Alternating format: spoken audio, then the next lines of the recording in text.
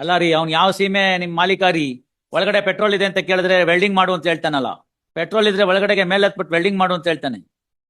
ಅಲ್ಲ, that's all the deposition. ಓದಿ ದಯವಿಟ್ಟು ಆಮೇಲೆ ಫೋಟೋ ನೋಡಿ. ನಿಮ್ ಮಗ ಒಬ್ರು ಆತರ ಇದ್ಬಿಟ್ಟಿದ್ರೆ ಒಪ್ಕೋತೀರಾ ನೀವು? ಸತ್ತೋಗಿರೋನು ಅಷ್ಟೇ, ಸಿಂಪಲ್ ಪಾಯಿಂಟ್. ತಾವ್ ನೋಡಿದಿರಾ ಫೋಟೋ ಹೆಂಗ್ ಹೊಡೆದೋಗಿದೆ ಟ್ಯಾಂಕರ್ ಅಂತ? ಇಲ್ಲ, ತಾವ್ ನೋಡಿ ಈಗಲಿ. ಕೇಸ್ ಇರೋದು ಒಂದು ಮುಸ್ಲಾಂ ಸರಿ ಇರಲ್ಲ ಪೆಟ್ರೋಲ್ದಕ್ಕೆ, ಟ್ಯಾಂಕರ್ಗೆ. ಅದನ್ನ ರಿಪೇರಿಗೆ ಅಂತ ಕರ್ಕೊಂಡ್ ಬರ್ತಾರೆ ಇವ್ರ ಗ್ಯಾರೇಜ್ಗೆ, ಆಯ್ತಲ್ಲ? ಆ ರಿಪೇರಿಗೆ ಅಂತ ತಗೊಂಡ್ ಬಂದ್ರೆ ಈ ಮನುಷ್ಯ ಏನ್ ಮಾಡ್ಬೇಕಾಗಿತ್ತು? ಅಲ್ಲಪ್ಪ, ಹಿಂಗೆ ಪೆಟ್ರೋಲ್ ಒಳಗಡೆ ಇದ್ದಾಗ ರಿಪೇರಿ ಮಾಡಕ್ ಆಗಲ್ಲ, ನೀನ್ ಹೋಗಿ ಅದನ್ನ ಖಾಲಿ ಮಾಡ್ಬಿಟ್ಟು ಬಾ, ಆಮೇಲೆ ವೆಲ್ಡಿಂಗ್ ಮಾಡ್ಸೋಣ ಅಂತ ಹೇಳ್ಬೇಕಾಗಿತ್ತು. ಈ ಮನುಷ್ಯ ಹಂಗಿಲ್ಲ ಹೇಳಿದ್ದು. ಚಲ್ತಾಯ್ ಕರ್ದಲ್ಲು ಅಂದ್ರು. ಅವನ ಹತ್ತದ ಮೇಲ್ಗಡೆ ನಿಂತ್ಕೊಂಡು ವೆಲ್ಡಿಂಗ್ ಮಾಡಕ್ ಹೋದ, ಕಿಳಿ ಒಳಗಡೆ ಬಿತ್ತು, ಇಡೀ ಟ್ಯಾಂಕರ್ ಹತ್ಕೊಂಡ್ಬಿಟ್ಟು ಪಾಳಾಗ್ಬಿಡ್ತೆ ಅವಳು. ಆಮೇಲೆ ಇದ್ದು ಸತ್ತೋಗ್ಬಿಟ್ಟ ಅವನು. ಅಲ್ಲಿದ್ದವರೆಲ್ಲ ಸೇರ್ಕೊಂಡು, ಅದು ಫೋಟೋಗ್ರಾಫ್ ಇತ್ತಲ್ಲ ಇಲ್ಲಿ, ಕೊಡಿ ಆ ಕಡೆ ಕೊಡಿ ಅವ್ರಿಗೆ.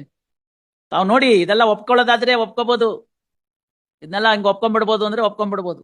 ನೋಡಿ, ಸತ್ತವ್ರಿಗೆ ಅವ್ರ ತಾಯಿಗೆ ಅವ್ನ ಮಗ, ಆ ಹೆಂಡತಿಗೆ ಗಂಡ, ಮಕ್ಕಳಿಗೆ ತಂದೆ.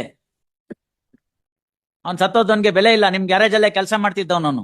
ಅದನ್ನ you want to disown, stating that 2 people have turned hostile.